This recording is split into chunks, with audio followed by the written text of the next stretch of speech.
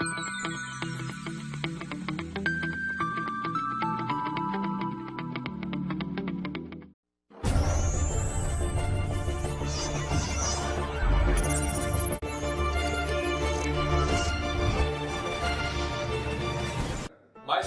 Nimesh Prabhakar.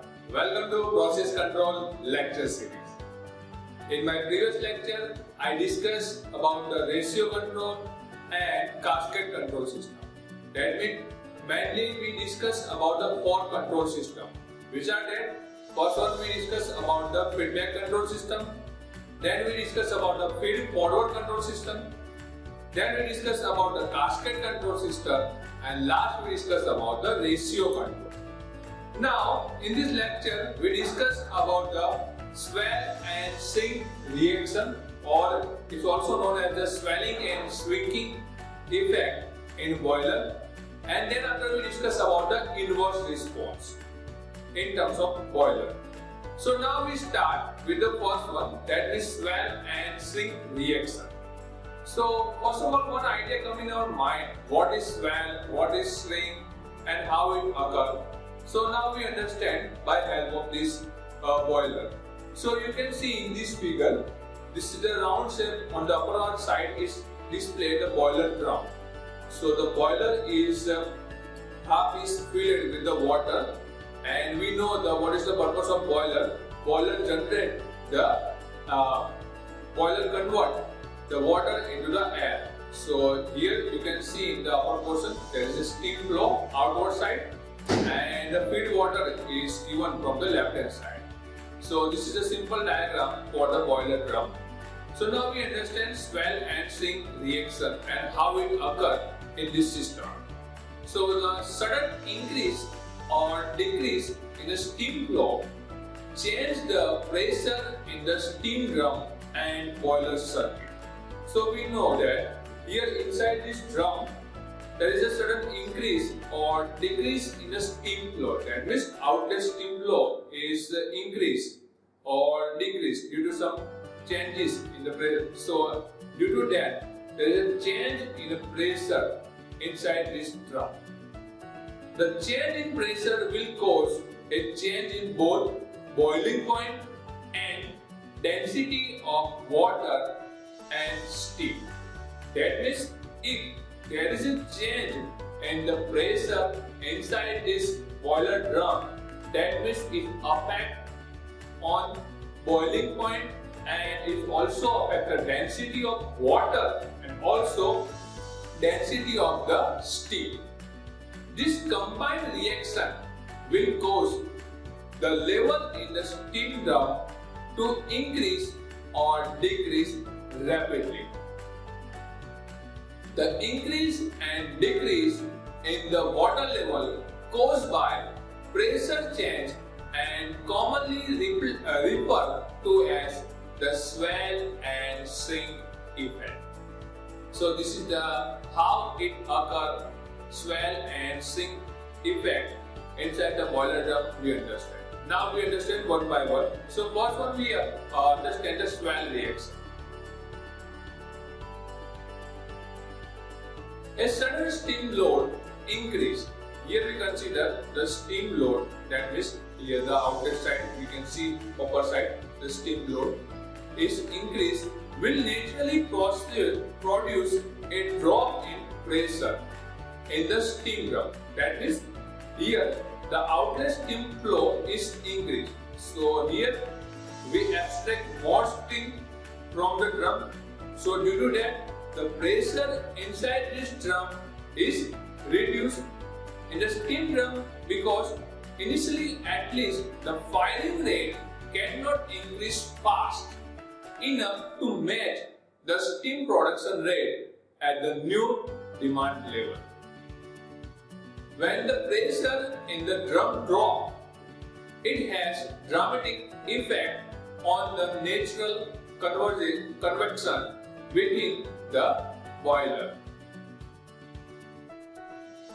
The drop in pressure causes a small fraction of the saturated water in the boiler to immediately vaporize, producing a large amount amount of boiler from most of the tube in the boiler.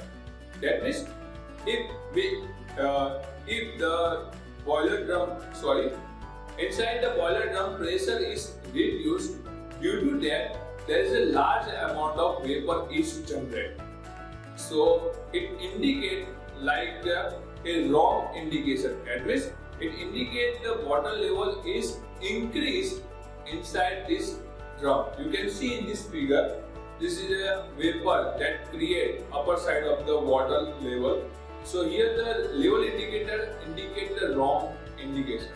That means the actual level is different from the indication level displayed. During the transient, most of the tube temporarily become riser. The result is that the level in the steam drum above the combustion chamber rise. Now we discuss about the shrink reaction. Same, we take a figure to understand the shrink reaction. This is the opposite effect of the swelling. So here, if the steam outlet output from the boiler is reduced, here we do the steam output, that means outlet flow of the steam, here we reduce.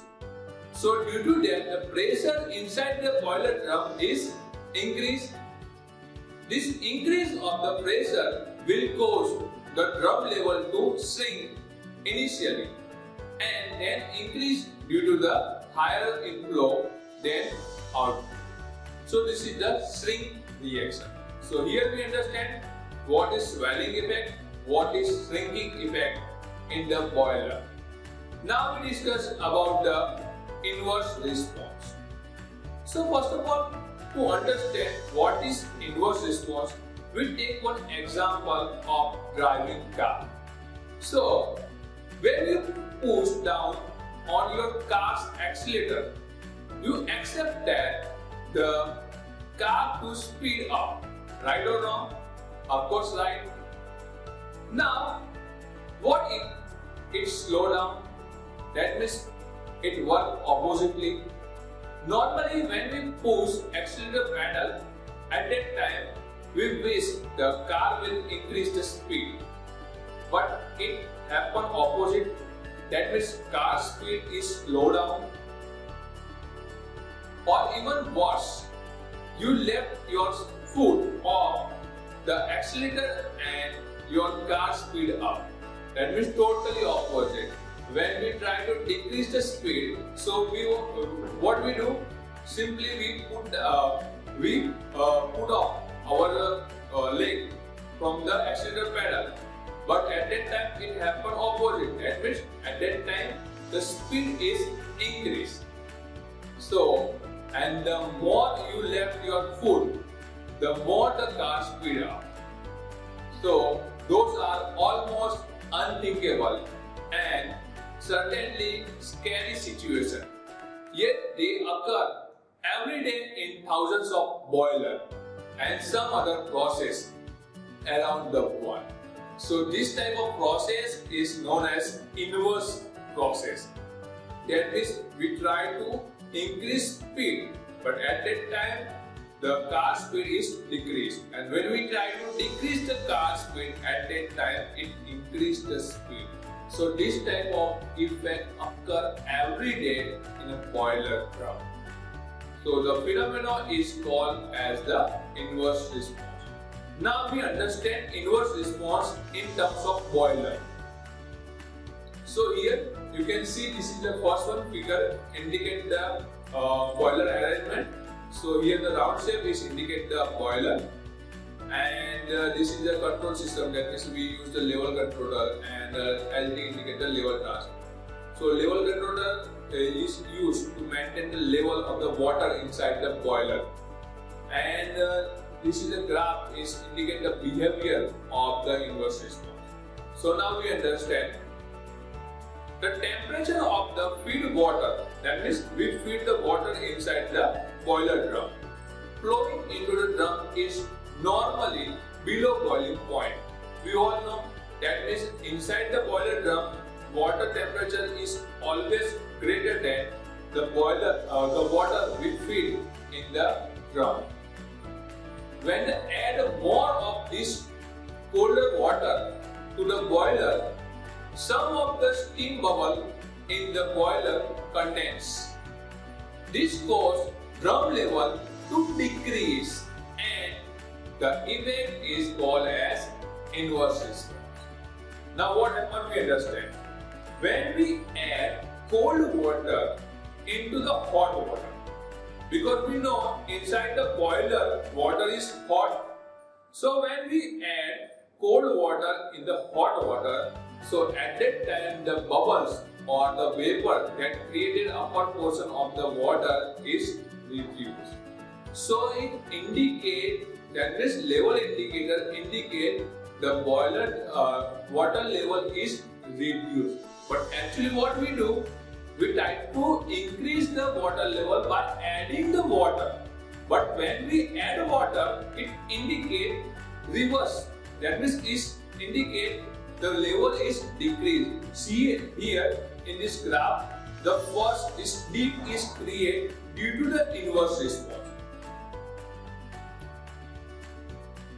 However, the effect is temporary. That means this is a momentous.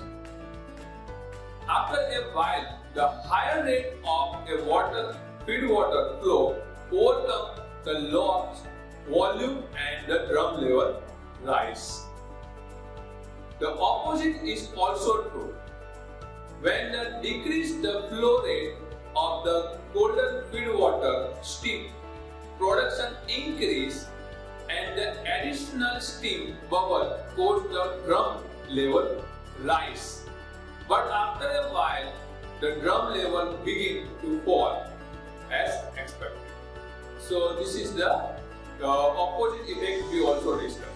So simply you can understand what is the inverse response by help of this graph. That means when we add water, cold water in the hot water, at that time this level indicator indicate the level is reduced. So dip is created, and now then gradually start the increase. But this effect is for the temporary. So this is known as the inverse response inside the boiler drum. So in this lecture we discuss about the two topics. First we discuss about the two topics. First we discuss about the swell and shrink reaction. That means swelling and shrinking effect inside the boiler drum.